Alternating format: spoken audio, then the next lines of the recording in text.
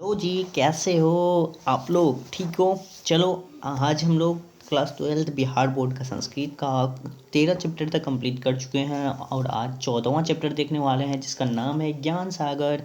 और इसका अर्थ है क्या आपको जानते हैं?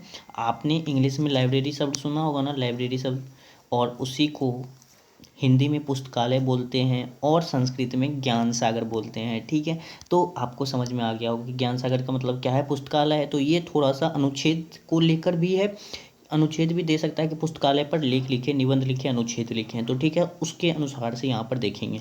चलो उसको स्टार्ट करते हैं। यहाँ पर तुलसीदास जी ने क्या कहा है पुस्तकालय को लेकर? इस संसार में निर्धनता के समान दुख नहीं है। निर्धनता मतलब गरीबी के समान दुख नहीं है कोई भी, और सत्संगति यानी अच्छे लोगों का संगति होना सबसे बड़ा सुख है। उसके समान दूसरा कोई सुख नहीं है। पैसा, गाड़ी, मकान, ये सब सुख नहीं है, बल्कि अच्छे लोगों का संगति क्या है, सबसे अच्छा सुख है। ठीक है, उसके बाद क्या बताया उन्होंने? उन्होंने बोला कि सत्संगति का महिमा तो निर्विवाद है। सत्संगति का महिमा क्या है? निर्विवाद है। मतलब अच्छे लोगों का जो महिमा है, उनके साथ रहना, उसका महिमा विवाद लायक नहीं है, उस पर विवाद नहीं हो सकता। उसके बाद किंतु इसके साथ ही जो जिज्ञासा उत्पन्न होती है कि कहाँ सज्जनों की खोज की जाए। सज्जनों की खोज कहाँ की जाए? अच्छे ऐसे लोगों की खोज कहाँ की जाए जो आपका साथ दे, जो आपके सुंदर संग दे। उसी के बाद साधु जन तो प्रायः छिपे हुए और अपने आप को प्रचारित नहीं करते हैं। संत परीक्षित और अपरीक्षित दो प्रकार के होते हैं। संत कितने प्रकार के होते हैं? दो प्रकार के। कौन कौन? परीक्षित और अपरीक्षित। उसके बाद देखो क्या बोला, पुस्तकों में परीक्षित संत ही मिलते हैं। पुस्तकों में कौन सा संत मिलते हैं? परीक्षित संत मिलते हैं, जो ज्ञान पुस्तकों में निहित है। और जो ज्ञान संसार है, जो आपका नॉलेज है, वो पुस्तकों में निहित है, वे परीक्षित संत कहलाते हैं। तो ये ध्यान रखना कि संत दो प्रकार के होते हैं, और जो पुस्तक में छिपा हुआ ज्ञान है उसको परीक्षित ज्ञान बोलते हैं। जो मनुष्य में जन्म से ही काम, क्रोध आदि शत्रुओं की सेना पीछे पीछे लगी रहती है, उससे मुक्ति के लिए पुस्तकालय ही शरण है।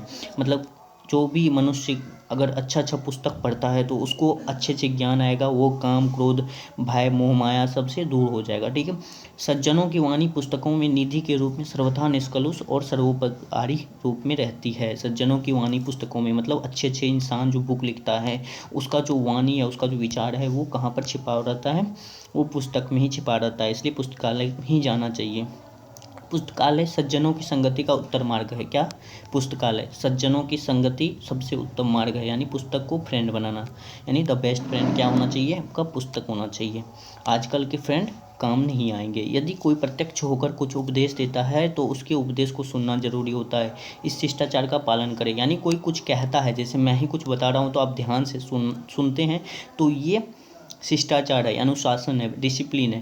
किंतु पुस्तकालय में कोई पुस्तक अरुचिकर है तो उसे अस्वीकार करने, त्यागने, परिवर्तन करने में कोई दोष नहीं है।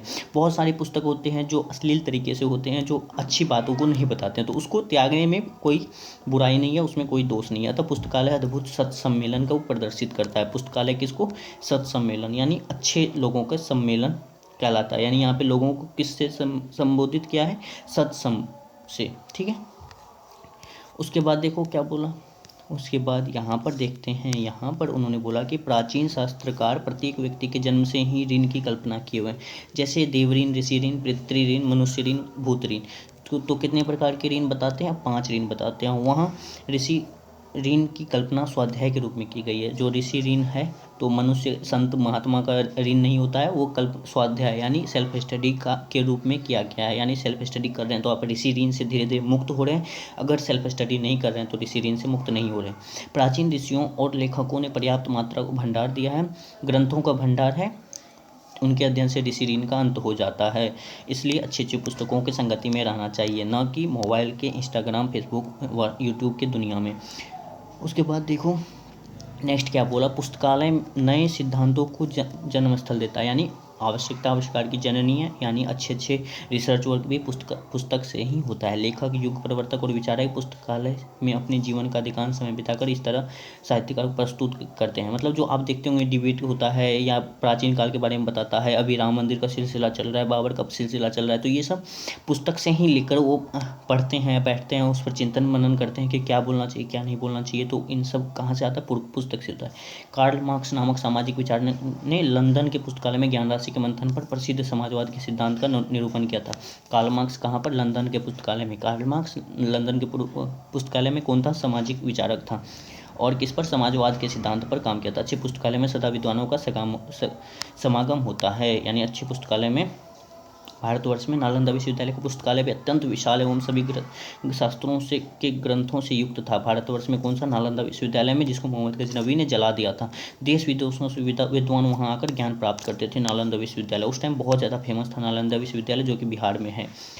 बहुत वर्षों के पश्चात सर्वनाशक आक्रमणकारियों ने उसे जला दिया। इसी तरह प्राचीन काल में संसार के विभिन्न देशों के पुस्तकालय भी अग्नि में झोंक दिए गए। मतलब बहुत सारा बड़ा बड़ा पुस्तकालय था, जिसको जो आतंककारी था, बाहर से आता था आक्रमणकारी सब, वो सब जला दिया पुस्तकालय को, अथवा स्वयं चले गए। मतलब धीरे धीरे विघ्न हो गया। जैसे हम लोग अब लाइब्रेरी कौन जाना चाहता है? लाइब्रेरी कोई नहीं जाना चाहता है, तो धीरे धीरे बहुत सारी लाइब्रेरी बंद हो जाते हैं। हमारे देश में पुस्तकों के संरक्षण में जैनियों का विशेष योगदान है।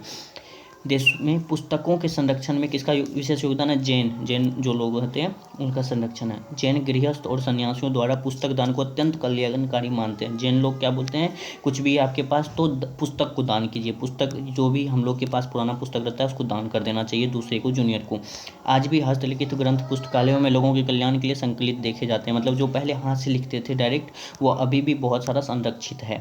तो ये सब पुस्तकालय का महिमा बता रहा है। पुस्तकालय इतिहास को जानने, वर्तमान ज्ञान और भविष्य के लिए दिशा निर्देश का साधन है पुस्तकालय। ठीक है, वर्तमान ज्ञान और भविष्य भूतकाल सब कहाँ से हम प्राप्त कर सकते हैं? पुस्तकालय से, क्योंकि सर्व प्रकार के सर्वकालिक साहित्य का संग्रह वहीं होता है। कहाँ पर? पुस्तकालय में। पाठक अपनी रुचि के अनुकूल पुस्तकों का अध्ययन मनन करने में समर्थ हो सकते हैं। प्राचीन इतिहास तभी सिद्धिदायक हो सकता है यदि वह मनुष्य की ओर उन्मुख हो।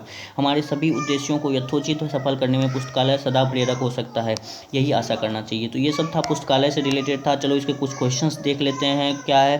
कुछ क्वेश्चन देख लेते हैं कि क्वेश्चन में क्या बताया गया। कि पहला क्वेश्चन है कि तुलसीदास ने सत्संगति महिमा के बारे में क्या बोला? कि उन्होंने बोला कि सत्संग से बड़ा सुख नहीं है और निर्धनता से बड़ा कोई दुख नहीं है। उसके बाद बोला कि सत्संग का महिमा निर्विवाद है। किसने कहा था? तुलसीदास ने कहा था। ये पंक्ति ध्यान रखना। ग्रंथ रक्षणे जैनानाम कीदृशम योगदानम विद्यते। ग्रंथ रक्षा में जैन का क्या योगदान है? उन्होंने क्या बोला? उन्होंने विशेष योगदान दिया है, विशिष्ट योगदान दिया। किसका? जैन ने। और उन्होंने क्या बोला है? कि पुस्तक दान महादान है, बहुत कल्याणकारी है। उसके बाद देखो ऋण के बारे में पूछ रहा है कि कितने ऋण होते हैं, कानी कौन कौन ऋण है, तो सब ध्यान रखना है, नाम याद रखना है। देव ऋण, पितृ ऋण, मनुष्य ऋण, भूत ऋण और ऋषि ऋण। ठीक है, तो ये 5 ऋण है। उसके बाद बोला कि नेक्स्ट क्वेश्चन की नालंदा विश्वविद्यालय ग्रंथगार की दृश्य शासित। नालंदा बहुत विशाल था, उसमें बहुत सारे विशाल था और उसमें बहुत सारे शास्त्र ग्रंथ थे। कहाँ पर? नालंदा विश्वविद्यालय में। उसके बाद बोला कि ऋषि ऋणस्य शोधनम कथम भवति। ऋषि ऋण को कैसे शोध कर सकते हैं? ऋषि ऋण क्या है? स्वाध्याय से। ऋषीणाम शास्त्राणाम संरक्षणेन अनुशीलनेन ऋषि ऋणस्य शोधनम भवति, यानी अनुशासन का पालन करते हुए स्वाध्याय करना ही क्या होता है? ऋषि ऋण से शोध कर सकते हैं। उसके बाद देखो क्या है पुस्तकालय, कुछ और देख लेते हैं कि यहाँ पर जगती निर्धनता क्या है? दुख है, उससे बड़ा निर्धनता से बड़ा कोई दुख नहीं। ठीक है, सत्संगति समजगति की नास्ति। सत्संग के बराबर कोई सुख नहीं है। ये सब ध्यान रखना, ये सब इंपॉर्टेंट ऑब्जेक्टिव है। ठीक है, उसके बाद देखो यहाँ पर बताया कि निर्धनता समम दुखम न सत्संगति समम सुखम। किसने कहा था? तो तुलसीदास जी ने कहा था। ये ध्यान रखना। अत्र पाठ्य ज्ञान सागर इति पदस्य को अर्थ। ज्ञान सागर का क्या अर्थ है? तो क्या अर्थ है? पुस्तकालय अर्थ है। ये ध्यान रखना। संता वाणी निष्कलुषतया निधि रूपेण कुत्र वर्तते। कहाँ बताया गया है कि संतों का वाणी का समावेश है? कहाँ पर? सम्मेलन है। कहाँ पर? पुस्तकों में, पुस्तकेषु। उसके बाद संत कति प्रकार के। संत कितने प्रकार के होते हैं? तो आपको बताया मैं 2 प्रकार का। कौन कौन? परीक्षित और अपरीक्षित। ठीक है, संत की दृश्य भवंती सदृक्ष। संत कैसा होता है? प्रच्छन्न रूप होता है। उसके बाद देखो पुस्तकालय सत्संगति कतमः मार्ग। कितने मार्ग बताए गए हैं? कौन सा मार्ग बताया गया है? पुस्तक को उत्तम मार्ग बताया है। सत्संगति को ढूंढने को कहाँ ढूंढना चाहिए? तो उत्तम मार्ग बताया पुस्तकालय में। पुस्तकालय किम प्रदर्शयति अद्भुतम सम्मेलनम।